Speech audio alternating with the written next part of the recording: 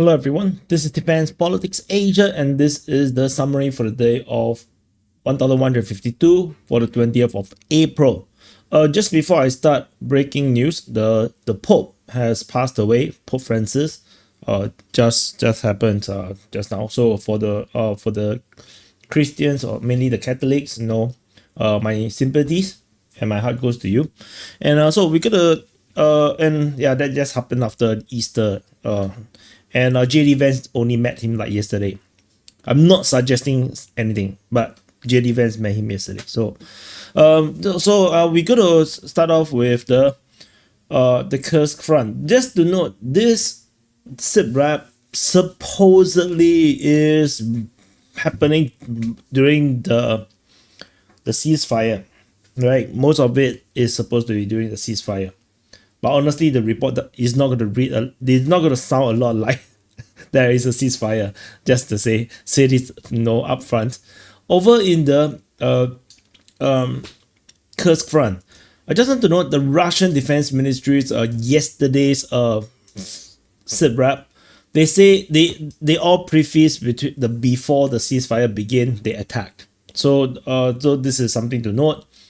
And then in their 2 days SITREP, where they describe yesterday's action, they mostly talked about the Ukrainians attacking, which is a rarity. Like I hardly hear them talk about Ukrainians attacking specifically. So this just to preface what's to come.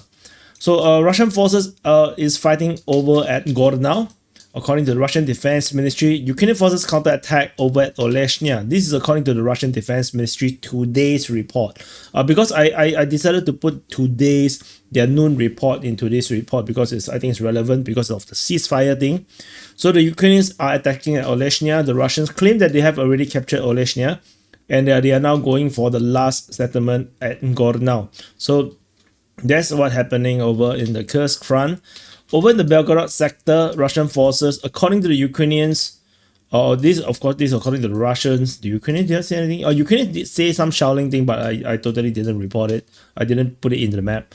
Russian forces before the ceasefire attacked Maropilsky, Turia, Stepok, Mikhailivsky, as well as Ostoevka. So that's the main thing. Like I said, it doesn't look like there is a ceasefire at all. The reports just yeah, it's just weird. So there's also shelling reported at Katerynivka, which is the first time we have seen this place getting mentioned. So that's all. So the ceasefire is really just as per what Putin say. It's like a humanitarian thing. They just went out, collect the bodies, and then and then they just have maybe some spare time for prayers and whatnot. Like it's really just a 1 day holiday kind of thing. So and then probably spent half, like what that 1.5 day, they probably spent at least half a day doing military preps. Like they're still working, there's not a full holiday. So and of course another half day is spent sleeping. So they basically only have a half day holiday, mainly just to pray. So that's what I think is happening. So the war has continued. The moment the ceasefire ended past midnight, Russia started to send drones and missiles into Ukraine, and there was like all these alerts flaring up. So yeah, it is what it is. Kharkiv front, we have nothing, no reports of anything at Kharkiv. Over in the Voreshna front, this is Voreshna. Over the southern flank, we have fighting being reported at Hulibivka, as well as shelling reported at Smorokivka. Also never seen this place mentioned before. This is the first time. So some shelling in the rear. So mainly that's about it. Nothing particularly special. Over in the Kupiansk front, we have mention of Kupiansk. Fighting is reported at Kupiansk and Ivanivka. So this mentioned by the Russian Defense Ministry. Kupiansk was mentioned by the Russian on both days. During the ceasefire, they allegedly engaged the mechanized brigade of the Ukrainians near Kupiansk. So yeah, it's no wonder both sides criticize each other for breaking ceasefire. Like They just can't trust each other. Geolocation of FPV drone strike as well as destruction of a tank was noted. In deep within the Ukrainian controlled territory, so not very important. Over at the Borova front, we can see a bit of the ceasefire feeling here. Like the northern side, is not mentioned. Fighting is only reported at Nadia, according to the Ukrainians. They allegedly stopped some Russian attacks.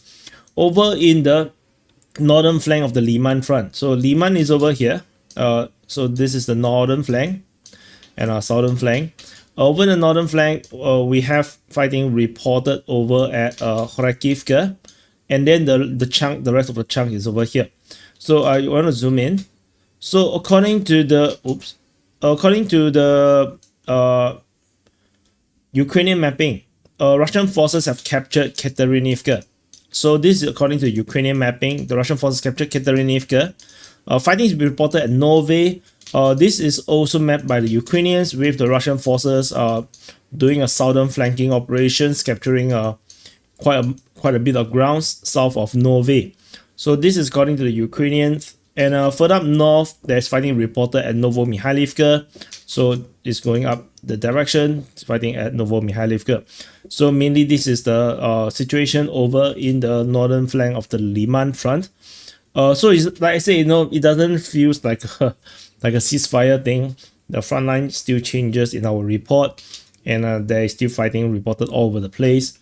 Over in the southern flank, we have fighting reported over at Myrny, south of Bilohorivka is Myrny, Yampolivka, Zarishny, as well as shelling reported at Yampil. There's a geolocation south of Yampolivka with Russian forces geolocated along this patch of forest in the south. This probably leads to this capture by the Russian forces. This is a judgment call that I map it like this. Russian forces allegedly is still attacking within the Yampolivka region. Of course, there's also a possibility that the Russian forces may have captured this much ground. That's also a possibility, not impossible. So I zoom in, you can see this is the kind of terrain. It looks like crap, it's a horrible place to fight in. So that's it for Yampolivka and the Liman front. Over at the Siversk front. At the Siversk front, we have fighting reported at Ivano-Darivka and Bilohorivka. So the front line changed here. I already mentioned before, this is the 19th. So this is yesterday's SITREP, so I'm not going to rehash. The reason is still pink or like highlighted is because I haven't done the frontline changes report. So which is why I left it there. Over in the Bakhmut front. At the Bakhmut front, we have actions mainly over the central and the southern flank. With fighting reported at Ceasefire, Stuposhki, Alexandro-Shitine, as well as Bilahora. Essentially, it doesn't look very ceasefire-rich to me. Over in the dinosaur front, we have the elephant with very skinny trunk. There's fighting reported over at Druzhba, and then Toretsk, Shebenivka, Leonidivka, and Klebanbik is also mentioned. Dilievka as well. So yeah, very complicated set of arrows, a very weird front line in this front. Over at Dashne, there is some major geolocation. So yesterday I've mentioned that the Russian forces was geolocated over here, with the Russian forces doing this northern flanking operation. This flanking operation continues with a new geolocation in the north of Dashne, which means the Russian forces has created a finger. Wrong side. Finger.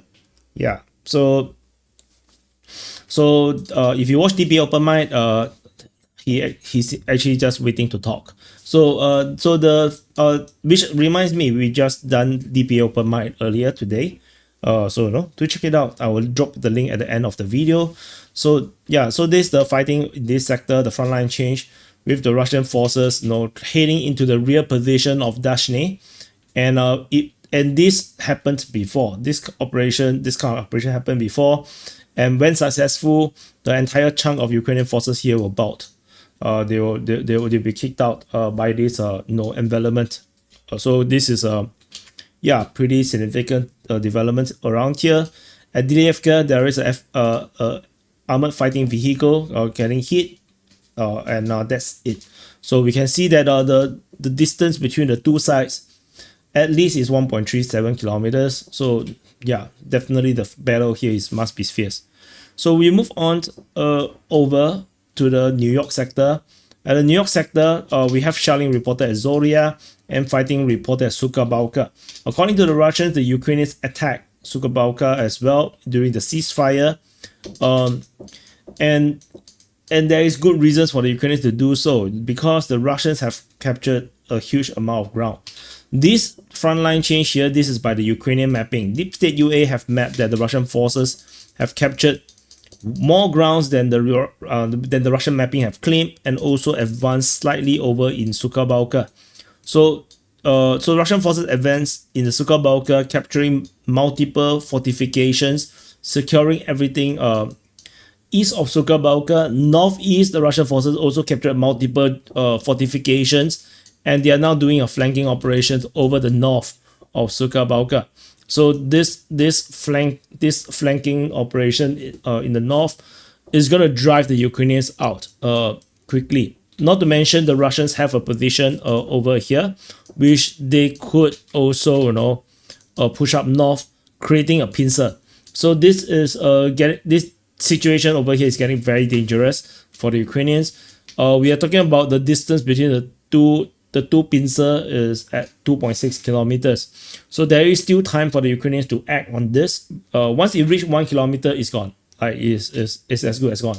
So 2.6 kilometers, the Ukrainians can still do something about it. Maybe counterattack and try to drive them back, which is probably why we actually saw the Russian Defense Ministry reported after the ceasefire, the Ukrainians launched attack over in Sukhaya Balka. And this continues over in today's report, talking about yesterday's the full day of ceasefire. So the situation here is getting desperate. The Ukrainians doing operations during the ceasefire makes perfect sense. Yeah, you cannot blame them for doing it. They really need to do it because this is a dangerous situation. In the rear position, Alexandro Kalinove as well as Yablonevka was mentioned. So that's all.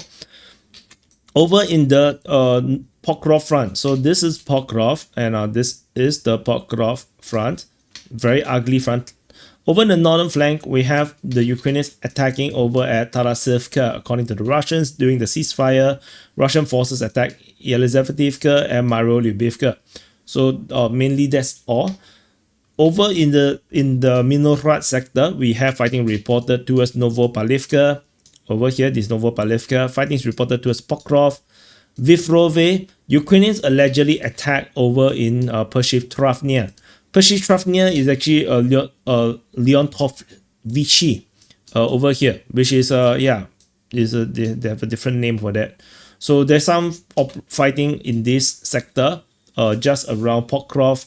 So yeah, so that's the main gist of the fighting. I wish the Russians would talk more about where the Ukrainians attack rather than where they attack the Ukrainians in the future reports, but no, yeah, they will not do it. Yeah, so unfortunately, no, that's what it is. Fighting is reported over in the Pokrov sector. We have fighting reported at Kotline, Udashne, Uspenivka, as well as Novo-Oleksandrivka.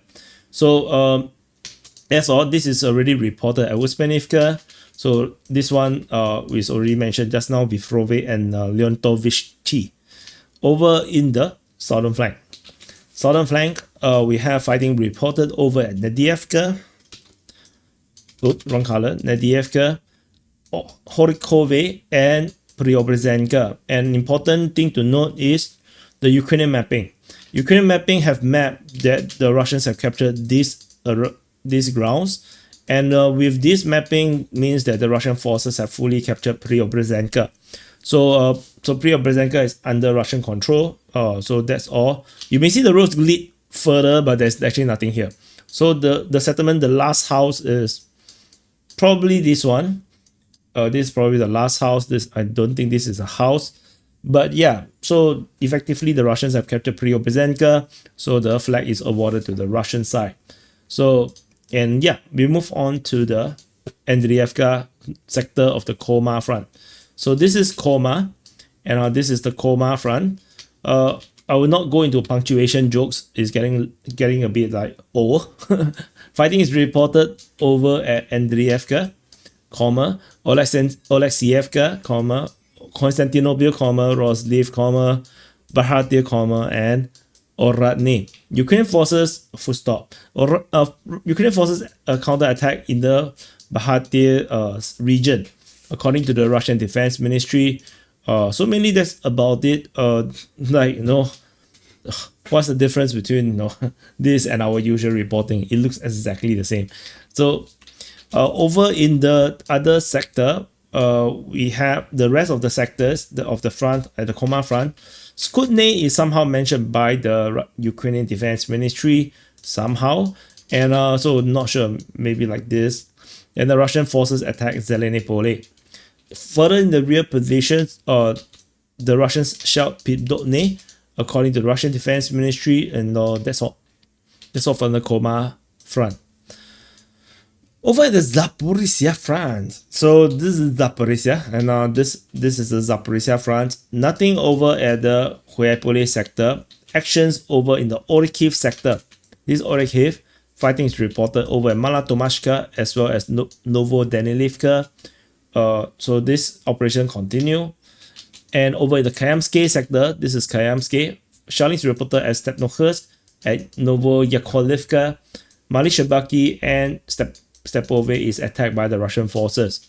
So the Russians' offensive over in the Kayamsky sector continues. There's no end to that. And we move on to the Kherson front. And the Kherson front, there is still shelling report over at Dniprovsky as well as Pontiantivka. So, this is actually outdated. So there's no shelling over there. Yeah, I was thinking how come they're shelling, because I only remember there's only one. So at Pontiantivka only. So over at Pontiantivka, so this is the only shelling. And yeah, which I find it a bit weird. Why are they shelling across the river? It's supposed to be ceasefire, right? So anyway, that's it. So this is the summary for the day of 1152 for the 20th of April. Do press the like button, subscribe. Happy birthday to you if your birthday today, and my condolences to all Catholics. And yeah, that's it. And check out the DPA open mic. It's a great session, and I'll see you guys in the next update.